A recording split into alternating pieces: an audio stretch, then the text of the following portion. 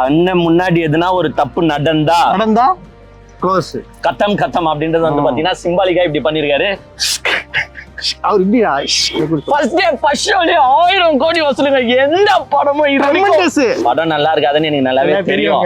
இருந்தாலும் one last time ஒரே ஒரு தடவை இந்த படம் ஒன்னு திருப்பி சொல்றேன். இந்த படம் எலெக்ஷனுக்கு முன்னாடி வந்திருந்தா விஜய் நேரத்துக்கு சிஎம் கிடையாது. இங்க தமிழ்நாட்டிலும் சில இடத்துல ப்ரொடெஸ்ட் நடந்துட்டு இருக்கு. தூக்கிட்டாங்களா அவங்க எல்லாம். பட் நம்ம என்ன பண்ணிட்டு இருக்கோம்? ஜனநாயகம் இல்ல who is the next PM ன்னு ChatGPT ல போட்டுறேன். விஜய் பேர் வருதா பாப்போம். டயா பூஸ்டர் சுகரை கண்ட்ரோல் பண்ணும், உங்க ஆரோக்கியத்தை மீட்டு தரும். சர்க்கரையை கட்டுப்படுத்துறதுக்கான எளிமையான வழிமுறை, இயற்கையான வழிமுறை. அனைத்து மருந்து கடைகளிலும் கிடைக்கும்.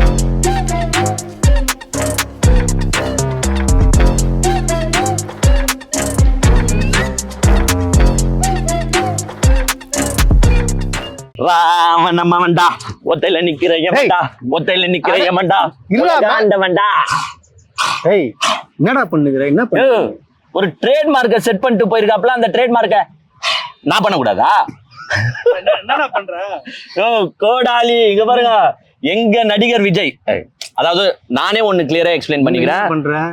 முதலமைச்சரா ஆன பிறகு இப்படி நடிச்சிருப்பாரானா நடிச்சிருக்க மாட்டாருங்க. ஒரு நடிகரா இருக்கும் போது பாத்தீங்கன்னா கோடாலியில அப்படியே ரத்தம் சிந்த சரி, எதுக்கு அப்படி பண்றாப்லையா? அது ட்ரேட் மார்க். ரத்தத்தையே குடிப்பவர் எங்க அண்ணன். இங்க பாரு, அண்ணன் முன்னாடி எதுனா ஒரு தப்பு நடந்தா க்ளோஸ் கத்தம் கத்தம் அப்படின்றது வந்து பாத்தீங்கன்னா சிம்பாலிக்கா இப்படி பண்ணிருக்காரு. அவர் இப்படியா சிம்பாலிக்கா வந்து பாத்தீங்கன்னா பண்ணிருக்காரு.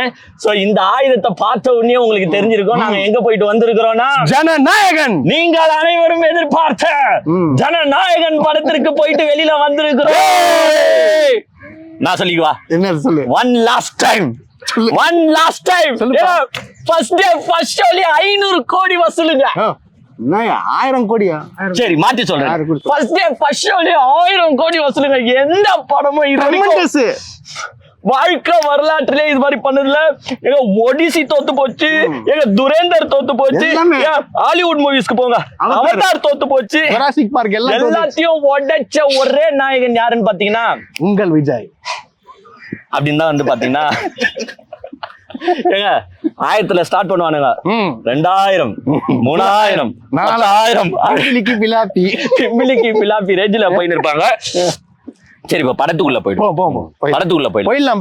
ஆக்சுவலா வந்து பாத்தீங்கன்னா உங்களுக்கே நல்லா தெரியும், ஜனநாயகன் படம் வந்து ஆல்ரெடி ரிலீஸ் ஆயிடுச்சு. இந்த திருட்டு பிரிண்ட்ல எல்லாம் வந்து ரிலீஸ் ஆயிடுச்சு. நிறைய பேர் வந்து பாத்தீங்கன்னா அந்த படத்தை பாத்துட்டாங்க. ஆக்சுவலா அத வந்து யாருமே ப்ரோமோட் பண்ண கூடாது. பிகாஸ் எவ்வளவு பேரோட உழைப்பு அதுல இருக்குன்றது எல்லாருக்குமே தெரியும். நல்ல ரிவ்யூஸ் யாருமே அந்த படத்தை அப்படி பார்க்க கூடாது. சோ அந்த பிரிண்ட்களே சுத்திட்டு இருந்தாலும் நாங்க அந்த பிரிண்ட பாக்கல. இந்த படத்தை பார்த்தா தியேட்டர்ல தான் போய் பார்ப்போம். குடிச்சா உன் அக்கா கல்யாணத்துல தான்டா குடிப்போம் அப்படின்ற மாதிரி பாத்தீங்கன்னா தியேட்டர்ல போய் பார்த்துட்டு இன்னைக்கு தான் வந்திருக்கோம். சோ யாருமே, நான் திருப்பியும் உங்க டிஸ்க்ளைமர் போட்டுக்கிறேன், யாருமே தயவு செஞ்சு பகவத் கேசரிய பார்த்துட்டு போகாது. ஆமா, பாத்தீங்கன்னா நாங்க பொறுப்பு இல்ல. ஏன்னா ஒரு படத்தை வந்து ஃபர்ஸ்ட் ஒன்னு தெரிஞ்சுக்கோங்க. இத போட்டுருப்பா ஃபர்ஸ்ட் ஒன்னு தெரிஞ்சுக்கோங்க. இந்த படத்தை உள்ள உட்காந்து பார்த்த எல்லாருமே சந்தோஷமா இருந்தாங்கன்னா டெஃபினட்டா சந்தோஷமா இருந்தாங்க. ஏன்னா எல்லாருமே வந்து பாத்தீங்கன்னா ரசிச்சு கொண்டாடினாங்க. எனக்கே வந்து சந்தேகம் வந்துச்சு, என்னடா இந்த படத்தெல்லாம் ரசிச்சு கொண்டாடுறாங்க அப்படின்னு போதுதான் நான் யோசிக்கும் போதுதான் எனக்கே வந்து பாத்தீங்கன்னா நினைவுல ஒண்ணு தட்டுச்சு. இப்போ ஒரு படத்தை பார்க்க போறோம். அந்த படத்தை பார்க்கும் போதே நமக்கு ஒரு எக்ஸ்பெக்டேஷன் வந்து செட் ஆகும். ஐயோ இந்த படம் நல்லா இருக்குமோ நல்லா இருக்காதோன்ற ஒரு பயம் வரும். அப்படி போயிட்டு நல்லா இருந்துச்சுன்னா ரொம்ப சந்தோஷமா இருக்கும். நல்லா இல்லைன்னு நினைச்சுங்களா அப்படியே டென்ஷன் ஆயிடும் நம்மளுக்கு. இன்னொரு இந்த படத்தை இப்படி சொதப்பிட்டானுன்னு ஒரு டென்ஷன் வரும். பட் இந்த ஜனநாயகன் படத்தை பார்க்க போன எல்லாருக்குமே நல்லாவே தெரியும் இந்த படம் நல்லா இருக்காதுன்னு. இதுல புதுசா இருக்குது. ஆமா, அங்க போன எல்லாரையும் நீ ஃபர்ஸ்ட் கூப்பிட்டு எங்க படம் நல்லா இருக்கும்னு நினைச்சு போனீங்களான்னு கேள. படம் நல்லா இருக்காதுன்னு எனக்கு நல்லாவே தெரியும். இருந்தாலும் ஒரே ஒரு தடவை தளபதி அவன் போனதே எதுக்காக போறான்னா கதைக்காக போல, ஒண்ணுத்துக்கும் போல விஜய பாக்கணும், ரசிக்கணும். டைட்டில் கார்டுக்கு போயிருக்காங்க, கொண்டாடணும்னு போனாங்க. சோ படமே நல்லா இல்லைன்னு தெரிஞ்சுதான் எல்லாருமே போயிருக்காங்க. சோ அதனால வந்து படத்துல மொக்க சீன் ஒன்னால இங்க கொண்டாடுறான். அது வரைக்கும் வந்து ஓகே, பார்க்க கூடாது, மனசு கஷ்டமா சொல்லி கத்தினு. அதனால ஒன் லாஸ்ட் டைம் வந்து எல்லாருமே வந்து பாத்தீங்கன்னா என்ஜாய் பண்ணாங்க. டைட்டில் கார்டு அது விடுங்க. நான் கொண்டாடினேங்க. டைட்டில் கார்டை பத்தி நான் வந்து பேச விரும்பலைங்க. அதை கிளாச்சி அப்புறமா வந்து 7:30 கூட்டம் நாங்க விரும்பல. விடுங்க அதை, ஜோசப் விஜய் அப்படி ஓரமா விடுங்க. சோ அதனால வந்து எல்லாருமே ரசிச்சு கொண்டாடினாங்க அப்படின்னே சொல்லலாம். சோ ஃபர்ஸ்ட் வந்து நான் ஒரு மிகப்பெரிய நன்றிகளை இந்த படத்தை பார்த்த அனைத்து ரசிகர்களுக்கும் தெரிவிச்சேன். நீ ஏன் தெரிவிக்கிற? டேய், இந்த படத்தை பார்க்கவும் ஒரு தனி திறமை வேணும்டா, ஒரு நிதானம் வேணும், ஒரு அமைதி வேணும், ஒரு பொறுமை வேணும். அதுக்கு தியானம் பண்ணுவாங்க. எனக்குலாம் இந்த படத்தை பார்க்கும்போது என்னடா இது, ஐயோ விட்டுருங்க அம்மா. ஏங்க உண்மையிலே சொல்றேங்க, உண்மையிலே ஏங்க நான் வந்துப்பா உனக்கு விஜய பிடிக்காது அதனால நீ வேணும்ட்டே சொல்றப்பா கிடையாது. மனசை தொட்டு சொல்றோம், மனசை தொட்டு சொல்றோம். படம் படு கேவலம் ஏங்க, உண்மையிலே படு கேவலம். ஏங்க நான் பகவத் கேசரியை பார்த்தவங்க, நான் கூட பார்த்தேங்க.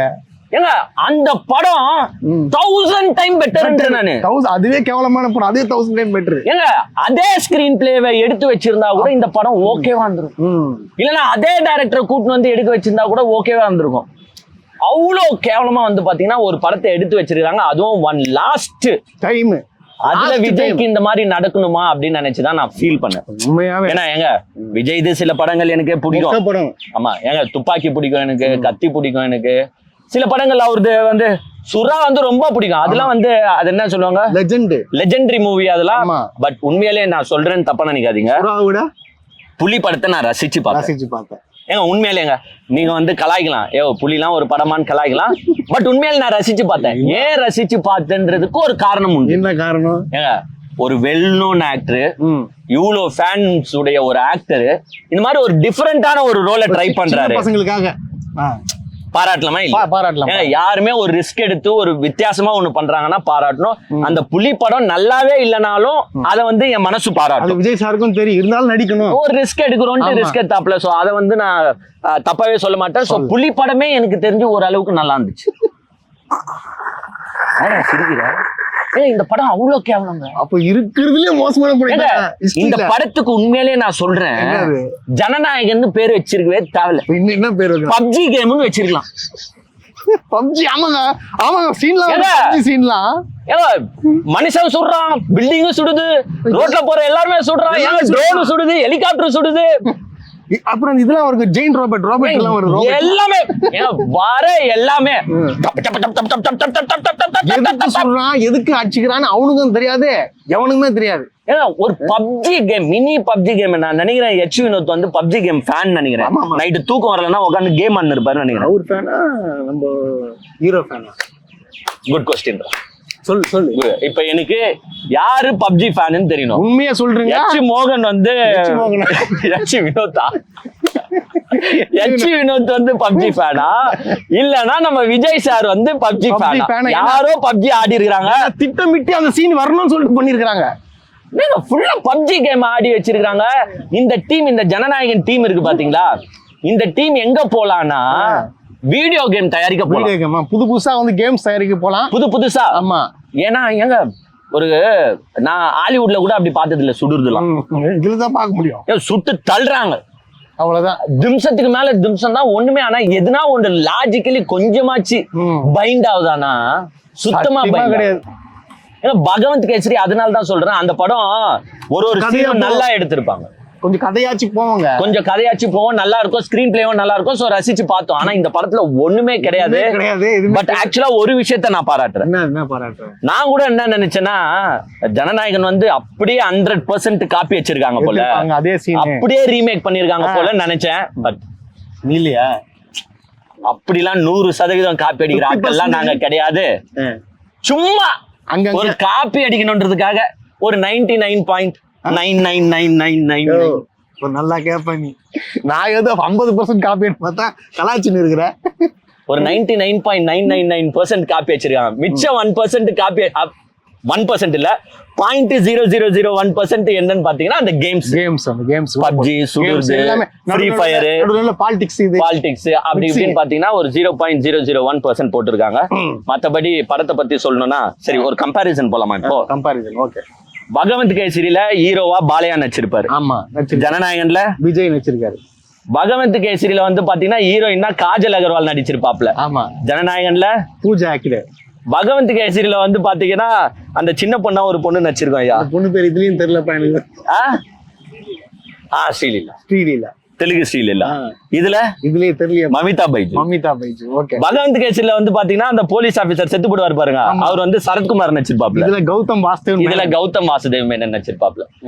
இது மாதிரி வந்து பாத்தீங்கன்னா ஃபுல் கேரக்டர்ஸே அப்படியே எடுத்து போயிட்டாங்க. பட் இந்த படத்துல வந்து நான் ஒண்ணுத்துல வந்து ரொம்ப காண்டாயிட்டேன். என்னது? எனக்கு எப்பவுமே நான் நிறைய பட ரிவ்யூலயே சொல்லியிருப்பேன், எனக்கு இந்த கீர்த்தி சுரேஷ் நடிக்கிறத பார்த்தா மட்டும் பிடிக்காது. ஆமா ஆமா. ஏன் ரொம்ப ஓவர் ஆக்டிங் மாதிரி இருக்கும். ஏங்க நான் நடிப்பை சொல்றேன், நீங்க யாரும் தப்பா நினைச்சுக்காதீங்க.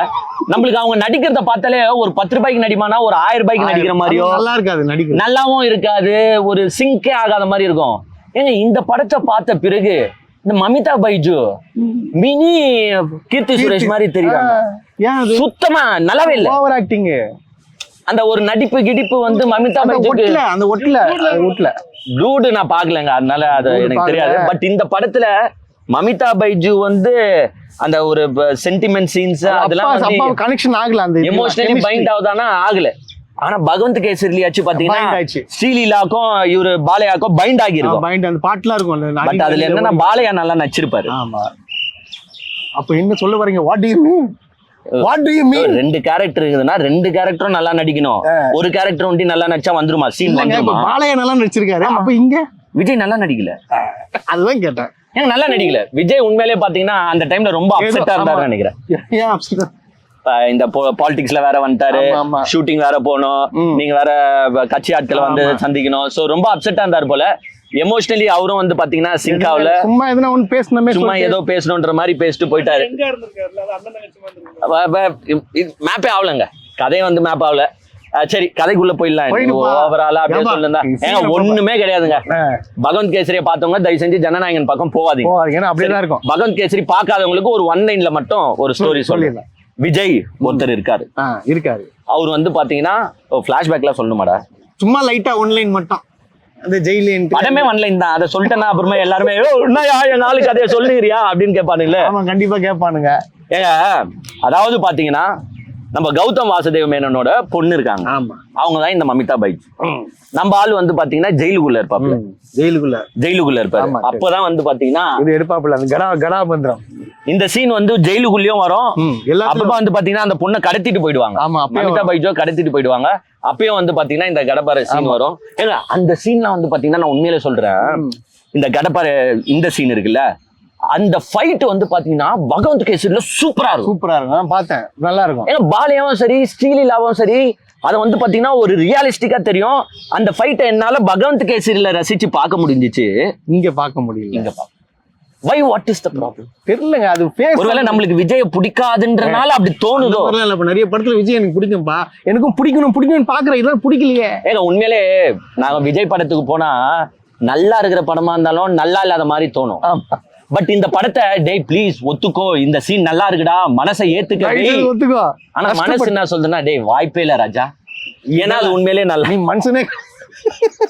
அதே மாதிரி இந்த படத்துலங்க இந்த வில்லன் இருக்காரு, அந்த அனிமல் பட பாபி டியோல். ஏங்க என்ன மாதிரி வில்லன் தெரியுமா?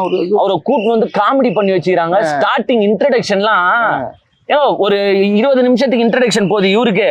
அவர் என்னமோ ஒரு ஆப்பிரிக்கன் கண்ட்ரில போயிட்டு என்னமோ ஒரு கண்ட்ரியை காலி பண்றாரு. எதுக்கு ஆப்பிரிக்கா போறாரு? தப்பிச்சு அவரு செத்து போன மாதிரி கணக்காட்டு தப்பிச்சிட்டாராம். ஏன்னா ஒரு கண்ட்ரியை காலி இல்லாம பண்ற ஒரு மனுஷனை பாத்தீங்கன்னா அப்ப எவ்வளவு பெரிய ஆளா இருக்கணும். ஆமா கெட்டவனா ஆயி. ஆமா அதாவது ஒரு கண்ட்ரியை காலி பண்ணிட்டு நெக்ஸ்ட் எங்க வராருன்னு பாத்தீங்கன்னா இங்க இந்தியாவை நான் காலி பண்ண போறேன் அப்படின்ட்டு துப்பாக்கிஸ் எல்லாம் சப்ளை பண்றாரு. எப்படி சப்ளை பண்றாங்கன்றதுதான் மெயின். பொம்மையில வச்சு துப்பாக்கி சப்ளை பண்றாங்க. அப்போ கஸ்டம்ஸ் எல்லாம் எவ்வளவு இருப்பாங்க. கஸ்டம்ஸ் எல்லாம் எவ்வளவு பெரிய முட்டாளுன்னு இவங்க நினைச்சுன்னு இருக்காங்க. ஜெயில நீ பேசாம முட்டி ஜெயில அசால்ட்டா வராரு, அடிக்கிறாரு, போறாரு. எல்லாம் போலீஸ் எல்லாம் வேடிக்கை பாப்பாங்க. போலீஸ் ஒரு டைலாக் கேட்டே இல்லையா சார்? அவங்க நம்ம பாதுகாப்புல இல்ல, அவங்க பாதுகாப்புல. என்னப்பா இது? எந்த உலகத்துல பாருங்க இந்த மாதிரி ஜெயிலு?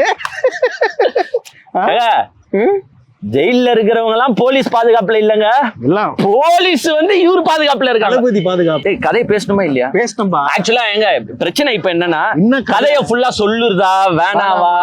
சொன்னா வந்து மனசு கஷ்டப்படுவாங்களே, ஏன்னா ரொம்ப கலாய்ச்சிட்டோம் ஃபீல் பண்ணுவாங்களே. எந்தெந்த சீனை சொல்லி, ஏன்னா எந்த சீனுமே நல்லா இல்ல. டைலாக் நல்லா இருந்துச்சுப்பா. சூப்பர்மேன் நீங்க சூப்பர்மேன் தானே அப்படின்னு கேட்கணும். டேய், அது பகவந்த் கேசரிலயும் இருக்கும். அதுதான் அது பகவந்த் கேசரில நல்லா இருக்கும். இதுல நல்லா இல்ல.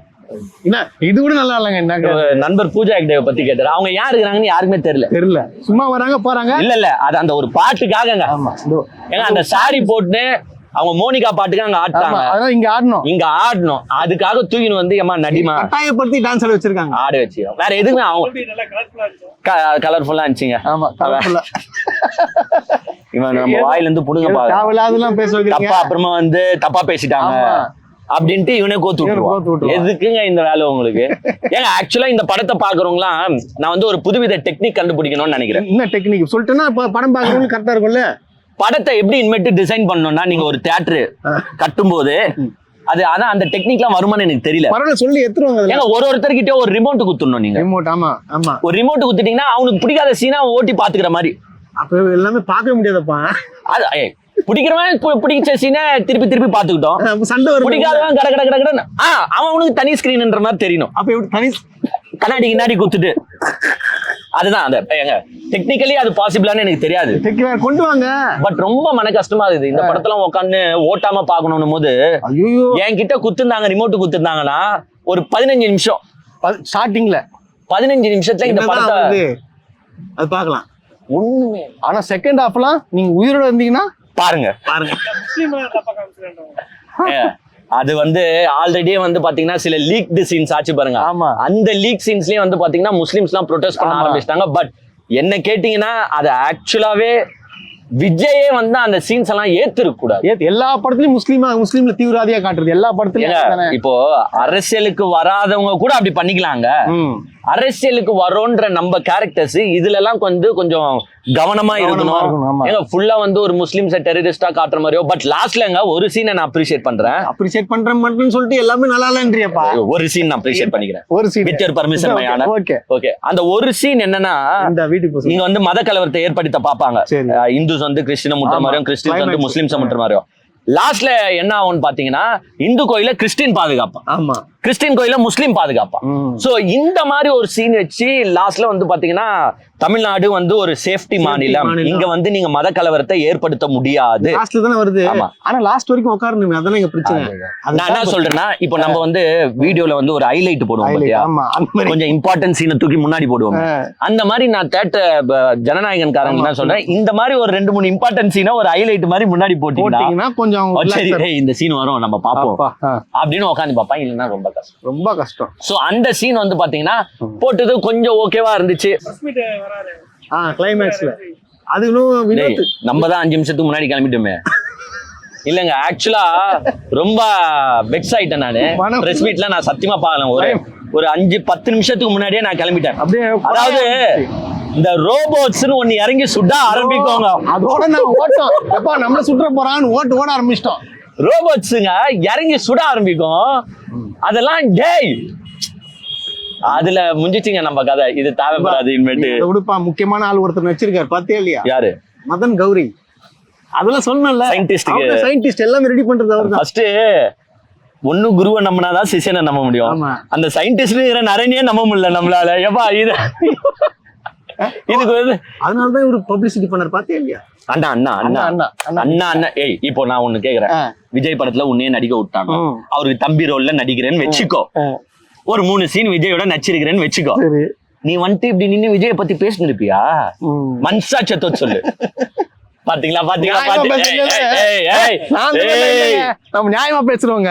அது ஒண்ணும் தப்பு சொல்ல முடியாதுங்க. இப்போ விஜய் படத்துல ஒரு 3 சீன் 4 சீன் மதன் கௌரி நடிச்சுட்டு அவரே விஜய பத்தி எப்படி நான் கூட மதன் கௌரிய தப்பா பேசியிருந்தேன். ஐயோ என்னையா நீ விஜய் எதிர்த்தே பேச மாட்டேற, எல்லாமே வந்து விஜய் செய்யற தவறெல்லாம் சுட்டி காட்ட மாட்டேற, உலக அரசியல் மட்டும் பேசுற, தமிழ்நாடு அரசியல பேச மாட்டேன் நான் கூட கேட்டேன். பட் இந்த படத்தை பார்த்த பிறகு பேசுறது இல்லையா? ஏன் எப்படிடா அவர் பேசுவாரு? மதன் கௌரி எப்படிடா பேச ஒரு லாஜிக் இருக்கா? ஆனா இப்ப பேசுறது இல்லையே. பேச மாட்டாரு அவங்க. சோ மதன் கௌரி நடிச்சிருக்காப்ல, எல்லாரும் நடிச்சிருக்காங்க. படத்துல கேமியோ நெல்சன் லோகேஷ்லாம் ஒரு சீனுக்கு வராங்கன்னு கேள்விப்பட்டேன். அப்போ நான் கிளம்பிட்டேங்க. அதான் கிளம்பிட்டாங்க. அப்போ நாங்க கிளம்பிட்டோம். அப்ப கிளம்பிட்டாங்க. த்ரிஷாலாம் வராங்க. த்ரிஷா வராங்களா? இல்ல இல்ல, நீங்க நெல்சன் வராங்கன்னு நான் வெளியில வந்த பிறகு என்ன சொன்னாங்க லாஸ்ட்ல. பட் நான் அவரை நெல்சனை பாக்கலங்க. விஜய் சார் தான் டைரக்ட் பண்ணாரு. ஏன் எதா இருந்தாலுமே அந்த ரோபோ சுட்டுச்சு பாருங்க. ஆமா, அதோட நாங்க சுட்டதுக்கு அப்புறமா எது நடந்தாலும் எனக்கு தெரியாது, நிர்வாகம் பொறுப்பல்ல. பூஜா ஹெக்டேக்கு பதிலா த்ரிஷாவே பண்ணிருக்கலாம்ன்றாங்க ஃபேன்ஸ். ஃபேன்ஸ் போயிட்டாங்கன்னா அது தெரியலையே. அது என்ன சொல்றது? ஃபேன்ஸ் ஆசைப்படுறாங்க. உனக்கு புரியுதா? அவன் உன்னை கோத்து விட பாக்குறாமா இல்ல? புரியுதுங்க. நீ வந்து இப்ப எதனா பேசணும், நான் ஏன் பேச போறேன்? நாளைக்கு உன்னை வந்து தூக்கி ஜெயில போடணும். நான் ஏன் அவன் தான் பேசுறேங்க? தூண்டி விடுறான் மயிலாட். தெரியும்ல. அப்புறமா பெயில் எடுக்க நான் தான் கோர்ட்டுக்கு வரணும். பேச போறது நீதான்.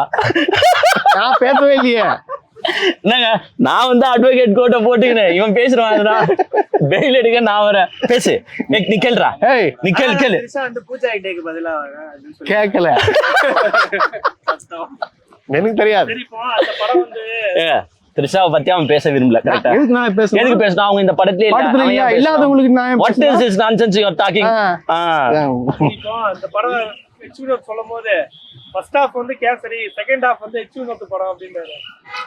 செகண்ட் ஹாஃப் எச்சுனது படமா? சொன்னாரு. ஐயோ, இல்ல இல்ல, எச்சுனது இந்த ஆக்சுவலா மாதிரி மாட்டாரு. ஏங்க, இது வந்து பாத்தீங்கன்னா இந்த படம் ஒன்னே ஒன்னு திருப்பி சொல்றேன். இந்த படம் எலெக்ஷனுக்கு முன்னாடி வந்திருந்தா விஜய் நேரத்துக்கு சிஎம் கிடையாது. கன்ஃபார்ம் கிடையாது. கன்ஃபார்ம் முடிச்சிடுவாங்க. 100% கிடையாதுங்க. அப்பா, இந்த படத்தை பார்த்து படத்தை பார்த்தவனே செத்துருவான். விஜய் ஃபேனா இருந்தவன்லாம் விலகிட்டு இருப்பான். விலகிட்டு இருப்பான். நான் fan உங்களுக்கு புரியுதா? விஜய் ஃபேனா ஏன் இருந்தான்? விஜய் நல்லா நடிப்பாரு, நல்லா சண்டை போடுவாரு, நல்லா பாட்டு பாடுவாருன்னு இருந்தான். இந்த படத்தை பார்த்தானா அதுல நடிப்போம் இல்ல, எதுவுமே இல்லங்க, ஒண்ணுமே இல்ல. அவன் பாதி பேர் வந்து ஒரு 30% ஆஃப் கிரௌட் எப்ப நான் இனிமேட்டு விஜய் ஃபேன் இல்ல, நான் பிரதீப் ரங்கநாதன் ஃபேன் போயிடுவான். இந்த சைடு எப்ப நான் விஜய் ஃபேன் இல்ல, நான் தனுஷ் ஃபேன் போடுவான். இந்த சைடு நான் விஜய் ஃபேன் இல்ல, சிவகார்த்திகேயன் ஃபேன் போடுவான். சோ பாதி பேர் ஸ்பிளிட் ஆகிட்டு இருப்பாங்க. அந்த ஓட்டு வந்திருக்குமானா வந்திருக்காரு. எனக்கு இந்த டான்ஸ் மட்டும் புடிச்சிருச்சுப்பா. அந்த அந்த இது ஆனா ஏ சர்டிபிகேட் ஏய் அவ்வளவு சுடுறாங்கடா. நான் கூட யோசிச்சேன், ரத்தம் தெரியுதுடா அப்படியே. என்னங்க ஏ சர்டிபிகேட் கொடுத்துருக்காங்கன்னு யோசிச்சேன். எங்க ஆக்சுவலாவே வந்து பாத்தீங்கன்னா சென்சர் போர்டு வந்து இந்த படத்தை கொஞ்சம் ஓல்டு பண்ணி வச்சாங்க பாருங்க. அப்ப நானே யோசிச்சேன், நான் இந்த படத்துக்கு இவ்வளவு பிரச்சனை தரீங்கன்னு நானே யோசிச்சேன். ஏன்னா நானே வீடியோ எல்லாம் போட்டிருக்கேன், இப்படி எல்லாம் பண்ணக்கூடாது நீங்கன்ட்டு. பட் இப்பதான் எனக்கு புரியுது இவங்க ஏன் ஓல்டு பண்ணி வச்சாங்கன்னு. ஏன்னா 1008 வில்லங்கங்கள் இருக்கு. ஃபர்ஸ்ட் வந்து இந்த மத கலவரமா மாறிடுமோ, இது வந்து ஒரு இந்துஸ் கிறிஸ்டியன்ஸ் முஸ்லிம்ஸ் மத்தியில தவறா போய் சேர்ந்துருமோ, இது வந்து நல்லா இருக்கிற மாநிலத்தை ஒரு தவறா சித்தரிக்கிற மாதிரி ஆயிடுமோ. ஆமா, ஏங்க அப்படின்னு யோசிக்கிறதுல தப்பே கிடையாதுங்க. அதனால அவங்க ஹோல்டு பண்ணி வச்சாங்க. பிளஸ் ரத்தம் தெரியுது ஃபுல்லா. அதான் நான் தான் சொன்ன ஒரு மினி பப்ஜி கேமா இருக்கு, ரத்தம் தெரியுது. சோ அதனால அவங்க ஹோல்டு பண்ணி வச்சிருப்பாங்க. இப்ப நிறைய பேர் வந்து எம்ஜிஆர் சீன்லாம் கூட வந்து எதுக்கு வந்துச்சு சொல்லிட்டு இன்னொன்னு சொல்லிட்டா, தேவை இருக்கிற சீனோ தேவை இல்லாத சீனோ, அந்த சீனு நல்லாவே இல்ல. நல்லா உண்மையா நல்லா இல்ல. அது போட்டோ பேசிட்டு சாட்டை எடுக்கிற சீனோ, ஏங்க அந்த சாட்டை எடுத்துட்டு இப்போ என்ன அடிக்க விட்டு பாட்டு பண்ணா நானே பாடி இருப்பாங்க. நல்லா இவரு என்னப்பா பாடுறது? என்னயாது நல்லா அதாங்க விஜய் கம்ப்ளீட்டா அப்செட். எம்ஜிஆர் பார்த்தோன்னா செம்ம காண்டாயிட்டு இருப்பாருப்பா. நல்ல வேலை பாக்கல. நல்ல வேலை ஆமா, வாழும் காமராஜர் வந்து எங்க அண்ணன் ராஜ்மோகன், வாழும் எம்ஜிஆர் வந்து எல்லாமே நீங்களே எடுத்துங்க, நீங்களே வச்சுங்க. வேற என்ன நான் சொல்றது. ஆனா நல்லா இல்ல அந்த எம்ஜிஆர் சீன். எல்லாருமே என்ன நினைச்சோன்னா, ஐயோ இந்த எம்ஜிஆர் மாதிரி விஜய் போட்டு அரசியல்வாதிகளை அடிக்கிற சீன் வெளியில வந்துச்சுன்னா அவ்வளவுதான்டா அப்படின்னு நினைச்சோம். பட் இது காமெடியா நடந்திருக்கு. சோ வந்து ஒரு பைண்ட் ஆகல, எமோஷனலி சிங்க் ஆகல. அதான் சொல்றேன், இந்த படம் முன்னாடி வந்திருந்தால் விஜய் வந்து இன்னைக்கு சிஎம் ஆகிருங்க கன்ஃபார்ம். ஏன்னா ஃபுல்லாவே டிஎம்கே எதிர்த்து தான் பேசுற படம் ஃபுல்லா. இது பிரச்சாரம் தான். இங்க பிரச்சாரம் பண்ணி அங்க பண்ணிருக்க போல ஒண்ணுமே இல்ல. அதுல இன்னொன்னு நான் சொல்றேன். சரி, இவரு வழிக்கே வருவோம். படத்துல வந்து லாஸ்ட்ல என்ன செய்யறாங்க, இந்த இந்து கிறிஸ்டின் முஸ்லிம்ஸ் எல்லாம் ஒத்துமையா இருக்கிற மாதிரி இந்து கோயில கிறிஸ்டின் போய் பாதுகாக்கிறாங்க, கிறிஸ்டின் கோயில முஸ்லீம் போய் பாதுகாக்கிறாங்க. அப்படி போய் பாதுகாக்கிற மாநிலமா இந்த மாநிலமா வச்சிட்டு இருக்கிறது யாரு? டிஎம்கே, ஏடிஎம்கே. இந்த 50 வருஷமோ 70 வருஷமோ இந்த தமிழ்நாட்டை ஆண்ட கட்சிகள் தான் இந்த மாதிரி மத கலவரங்கள் ஏற்படாத வகையில் மக்களை தீய சக்தி உள்ள விடாம. அப்ப யாருக்கு ஒரு நன்றி சொல்லணும்? ஃபர்ஸ்ட் டிஎம்கே சொல்லணும். இன்னொன்னு நான் சொல்லி ஆசைப்படுறேங்க. என்னது? நம்மளாம் எவ்வளவு கேவலமானவங்க உங்களுக்கு புரியுதா? என்னப்பா இன்க்ளூடிங் நம்மளையும் தான் சொல்றேன். ஏன் இதுக்கு நம்ம இன்க்ளூடிங் நம்ம மட்டும் கிடையாது, இந்த வீடியோவை பார்த்துன்னு இருக்காங்க பாரு, இவங்களையும் தான் நான் சொல்றேன். ஏன் அங்கங்க நார்த் இந்தியாவுல போராட்டம் பண்ணுகிறான். போராட்டமா எப்ப அடிச்சு ரத்தம் தெரிக்குது, அவன் ஓடுறான். போலீஸ்காரங்க அவ்வளவு அராஜகம் பண்ணிருக்காங்க, அவ்வளவு ப்ரொட்டஸ்ட் நடந்துட்டு இருக்கு. இங்க தமிழ்நாட்டிலும் சில இடத்துல ப்ரொட்டஸ்ட் நடந்துட்டு இருக்கு. தூக்கிட்டாங்களா அவங்க எல்லாம்? பட் நம்ம என்ன பண்ணிட்டு இருக்கோம்? ஜனநாயகன் ரிவ்யூ கொடுக்குறோம். நாங்க ஃபர்ஸ்ட் எவ்வளவு கேவலமானவனுங்களா எனக்கு ரிவ்யூ கொடுக்கறதுக்கு பிடிக்கல, அசிங்கமா இருக்குது. அங்க அவன் நார்த் இந்தியாக்காரன் போராடினு இருக்கான், நம்ம என்னடானா இங்க உக்காந்தீங்கன்னு மூவிக்கு ரிவ்யூ கொடுத்துன்னு இருக்கோம். நம்ம மட்டும் ரிவ்யூ கொடுக்குறோம், இவங்க அமைச்சர் எல்லாம் போய் பேனர் கட்டுக்கிறாங்களா, அது பேச மாட்டீங்க. நம்ம கேவலமானவனா? இந்த ஆளுகின்ற அரசோட அமைச்சர்களை கொஞ்சம் நினைச்சு பாருங்க. அமைச்சர்கள் ஒருத்தர் என்ன கேட்டு இருக்காருன்னா, நான் 3 hour பர்மிஷன் கேட்டேன். பர்மிஷன் கொடுங்க, ஜனநாயகன் பாக்குறோம். எதுக்கு? ஜனநாயகன் படம் ரசிகரா மாறின அந்த டைம்ல நான் அமைச்சர் கிடையாது. இப்போ புரியுதா? ஏங்க நம்மலாம் ஃபர்ஸ்ட் நார்த் இந்தியாக்காரனை வந்து என்ன சொல்லுவோம்னா, ஏ அவன் பாக்கு போட்டு துப்புக்கு தாயா லாக்கி, இல்லாதவனுங்க அவன் பானிபூரி விற்கிறதுக்கு தாயா லாக்கி, அவன் கட்டிட தொழில் செய்யறதுக்கு தாயா லாக்கின்னு யார சொல்லணும்னா நார்த் இந்தியாக்காரனை. இன்னைக்கு நான் அவனை பார்த்து சல்யூட் அடிக்கும். உண்மையாக நம்ம பெருமைப்படுறாங்க. அவன் அங்க போராடினு இருக்கான். யாருக்காக போராடுறான்னா நீட்டுக்காக. அதுவும் நீட்டு வந்து வெறும் நார்த் இந்தியா மாணவனா கிடையாது, சவுத்ல இருக்கிறவனா 1008 டாக்டர் ஆகணும்னு துடிக்கிறவன் இருக்கான். இங்கேயும் எவ்வளவு பேர் தற்கொலை செஞ்சு செத்து போயிருக்காங்க. ஆனா நம்ம ஜனநாயகம் யார கேவலம்னு சொன்னோம், யார பான்பராக்கு போடுறவன்னு சொன்னோம், யாரு பானிபூரிக்காரன்னு சொன்னோமோ அவன் போராடினு இருக்கான் களத்துல. நம்ம தேட்டர்ல நிக்கிறோம், ஜனநாயகன் படத்துக்கு போயிட்டு இருக்கோம். அந்த படம் ஓடணும்னு சொல்லிட்டு சாமி கிட்ட போட்டோ காட்டி பூஜை பண்றோம். ஐயோ நல்லா இல்லாத படத்துக்கு பூஜை பண்றாங்க, புரியல. நல்லா ஆகிடும்ல. எனக்கு இதை எப்படி சொல்லுறதுனே தெரியல. நாங்களும் கேவலமானவனுங்க தான், இந்த ரிவ்யூ பாக்குற நீங்களும் கேவலமானவனுங்க தான். நம்ம ஒரு அரசுன்னு ஒண்ணு இருக்கு பாருங்க, அந்த இயந்திரமும் கேவலமான இயந்திரம் தான். யாருன்னா பேசுனாங்களா? யாரும் பேச. விஜய் வந்து விஜய் வந்து ஒரு டைலாக் சொல்லுவாரு அந்த படத்துல. என்ன படம்? ஏங்க அந்த டைலாக் நான் நோட் பண்ணி வச்சிருக்கேன், ஸ்டார்டிங்கே வந்துரும். என்ன டைலாக் தெரியுமா? என்ன சுத்தி எது நடந்தாலும் பார்த்துக்கிட்டு சும்மா இருக்க மாட்டேன், வருவேன். வர சொல்லுங்க. எங்க காணும்? எங்கங்க படத்திலேயாச்சு அப்போ பேசும்போது நீங்க சிஎம்மா இல்ல, இப்போ நீங்க சிஎம்மா இருக்கிறீங்க. நீங்க ரெப்ரசன்டேட்டிவ் தமிழ்நாடுக்கு. எங்க நீங்க இளைஞர்களை போட்டு அடிக்கிறாங்க, எங்க நீங்க குரல் கொடுங்க. பாஜக அரசை கண்டிச்சு எதனா பண்ணுங்க, பேசுங்க. எங்க தைரியமான ஆச்சு பேசுவாங்க. சினிமால மட்டும் அந்த டைலாக்ல மிஸ் ஆயிட கூடாதுன்னு தான் நோட் பண்ணுங்க.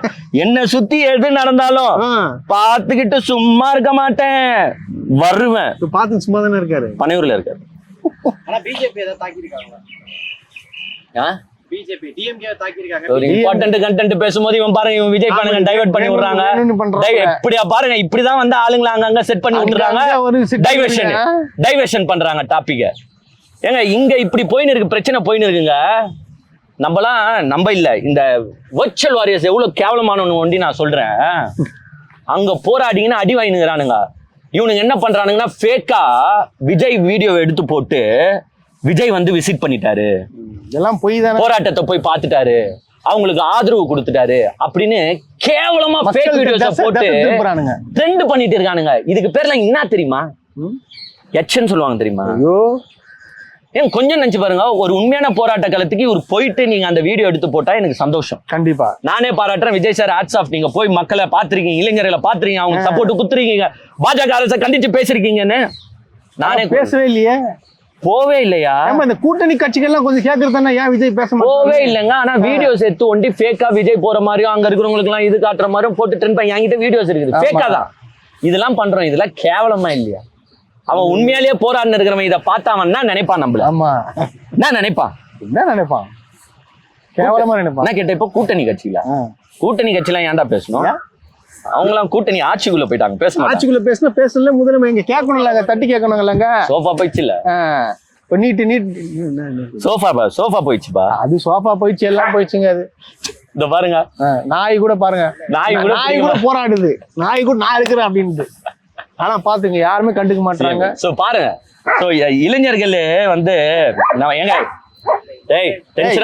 நான் பாத்துக்கிறேன், ஃப்ரீயா விடு கேக்குறேன், கோவப்படாத, நான் உனக்காக தான் கேட்டுக்கிறேன். டென்ஷன் ஆகாத. இன்றைய காலத்து இளைஞர்கள் எப்படி போயின்னு இருக்கிறோம் பாருங்க, அதை நினைச்சாதான் வேதனையா இருக்கு. இதெல்லாம் விட்டுட்டு நம்ம என்ன பண்ணுகிறோம், ஒன் லாஸ்ட் டைம் அப்படின்னு வந்து பாத்தீங்கன்னா பார்த்தா போதுங்க.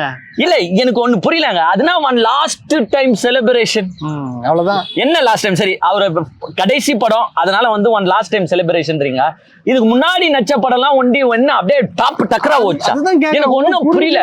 அப்படியே விஜய் விஜய்ன்றீங்களே, என்னங்க அவர் நச்ச படத்துல எதுங்க ஒரே நிமிஷம் நான் இரு லாஸ்ட் பழைய படங்களை பத்தி நம்ம பேச தேவையில்லைங்க. புது படம் பத்தி நீ வந்து சுறாவை விட்டுரு, வேலாயத்தை விட்டுரு, காவலனை விட்டுரு, அழகிய தமிழ் மகனை விட்டுரு, அதெல்லாம் விட்டுரு, அதெல்லாம் விட்டுரு. லாஸ்ட் குருவியை கூட விட்டுரு. லாஸ்ட் 10 படத்தை ஒண்டி எடுப்போங்க. இப்போ லாஸ்ட் 10 படம் இதுல புலிலாம் வராது, ஏன்னா அதெல்லாம் 12வது படம். பைரவா, ஐயோ கேவலம். மெர்சல் அது சுமார் ஓரளவுக்கு okay. Sarkar waste. Bigil flop. Master waste.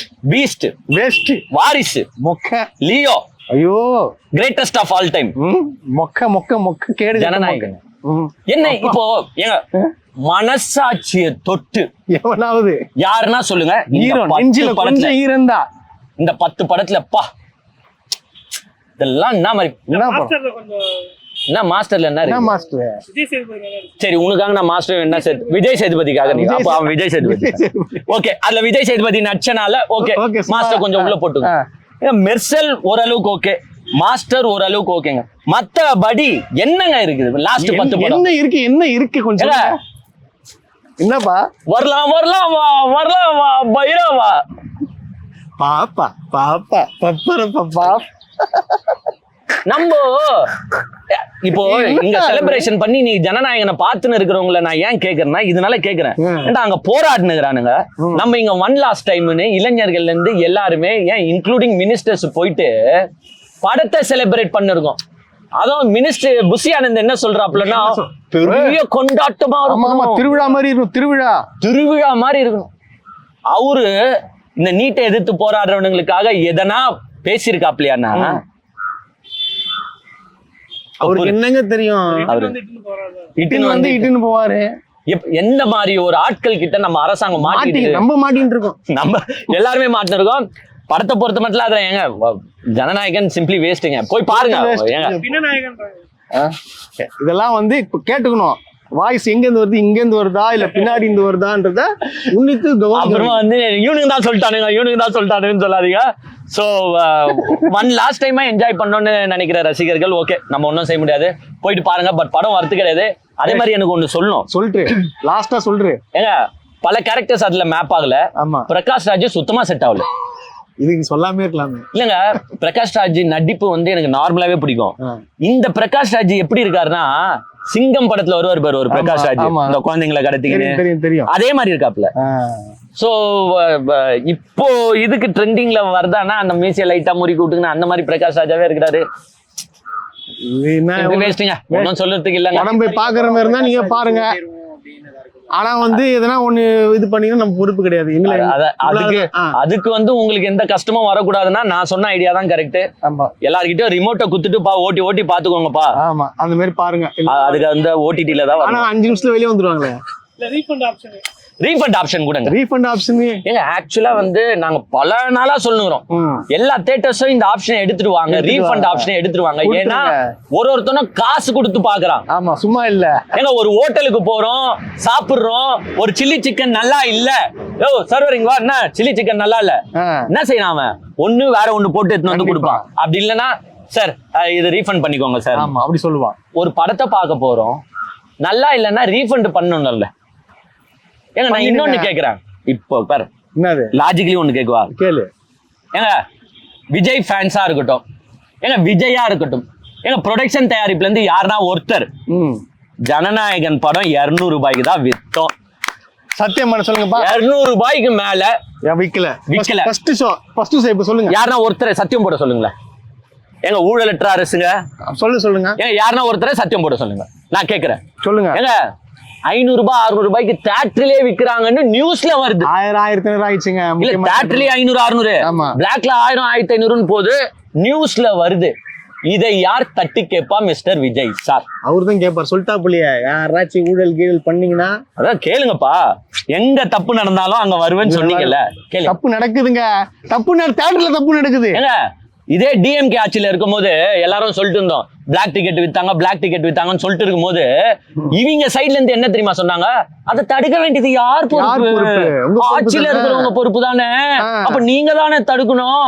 எங்க விஜய் அண்ணாவா போய் வித்தாரு, எங்க ப்ரொடியூசரா போய் வித்தாரு, அதை விக்கிறவங்களை நீங்க தானே பிடிக்கணும் சொன்னீங்களா? ஏங்க சிடிஆர் நிர்மல்குமார் ஒரு படி மேல போய் அவரே சொன்னாரு, ஏங்க யாருங்க கண்ட்ரோல் பண்ண வேண்டியது யார் பொறுப்பு? அரசு பொறுப்பு. அரசு அவங்க வேலையை செய்யலன்னா நீங்க ஏன் என்ன கேள்வி கேக்குறீங்க? விஜய் சார் ஒன்னும் போய் பிளாக் டிக்கெட் விக்கல அப்படின்னு சிடிஆர் நிர்மல்குமார் சொன்னாரு. அந்த பேச்சுல ஒரு நியாயமும் இருந்துச்சு. S of course. யார் தடுக்கணும்? அரசு தான் தடுக்கணும். இப்ப அரசு யார்கிட்ட இருக்கு கேளுங்க, போய் இப்ப கேளுங்க. இப்ப உங்ககிட்ட தான் கண்ட்ரோல் கேளுங்க. இப்ப அரசு யார்கிட்ட இருக்கு?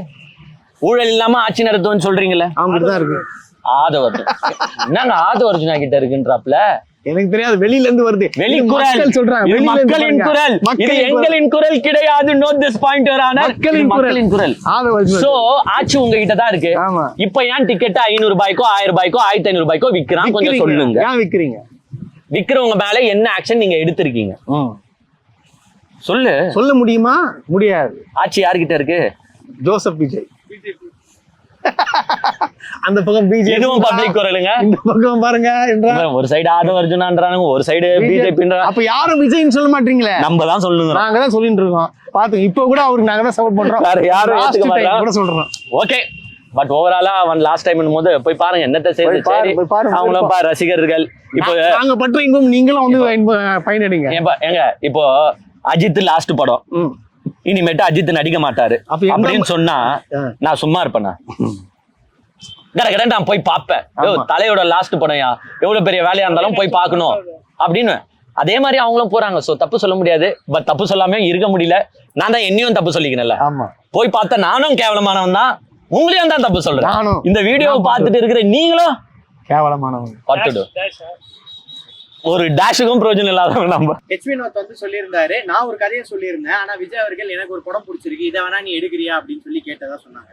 இப்ப அந்த படத்தை இவர் எடுத்திருக்காரு, இதனால இவர் பேர் ஸ்பாயில் ஆயிடுச்சா? ஏன்னா படம் நீங்க நல்லா இல்லைன்னு சொல்றீங்க. கண்டிப்பா ஸ்பாயில் ஆயிடுச்சு தான். கண்டிப்பா ஹெச் வினோத் வந்து சுத்தமா அவர் பேரை டேமேஜ் பண்ணிட்டாரு. ஆக்சுவலா நான் ஒன்னு சொல்லிட்டா, பகவந்த் கேசரியை தெலுங்குல பார்த்தவங்க உண்மையிலேயே அந்த படம் நல்லா இருக்குன்னு தான் சொல்லுவாங்க. நானும் பகவந்த் கேசரியை பார்த்தேன், உண்மையிலேயே நல்லா தான் இருந்துச்சு. ஆமா, அது இன்கேஸ் தெலுங்குல வராம ஸ்கிரிப்ட் அப்படியே இருக்கு, அது அப்படியே தமிழ்ல விட்டு இருந்தாங்கன்னா, விஜய் நடிச்சிருந்தாருன்னா சூப்பரா இருந்திருக்கும்.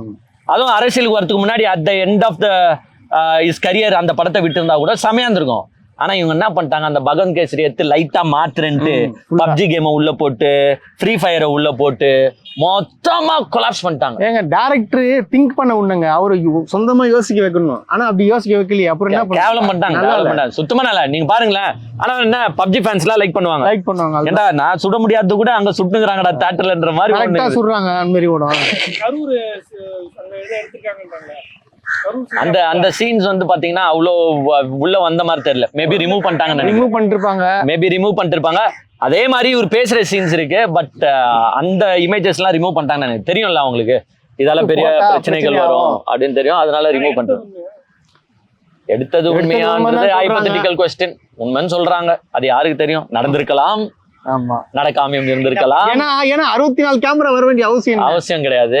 ஏதோ ஒரு யூசேஜ் இருந்திருக்கும். ஆனா அந்த படத்துல வந்து எஸ்ஐசி வந்து கேமியோ பண்ணலாம் அப்படின்னு சொல்லி பேசிருந்தாங்க. ஆனா அதுக்கப்புறம் தான் வந்து வேணாம் ஆல்ரெடியே கேவலமாகுது. அவன் கேள்வியை கேட்ட பிறகு நீ சொல்லியிருந்தா கூட பேர் அந்த பேர் சொன்ன உடனே ஸ்டாப் பண்ணிட்டல. வேணாம் படம் கொஞ்சம் நல்லா இருக்கும். வேணாமா, நல்லா இருக்கும்ல, கம்முன்னு இருங்க. இல்ல இந்த படம் பார்த்துட்டு தான் அண்ணன் பிஎம் ஆக போறாரு அப்படின்றாங்க. பிஎம் ஆக போறாங்களாம்பா? நீங்க என்ன போனை பாக்குறீங்க? பிஎம் பத்தி கேக்குறாங்க, போனை பாக்காதீங்க. சொல்லுங்க. இல்ல who is the next PM ன்னு ChatGPT ல போட்டுறேன்.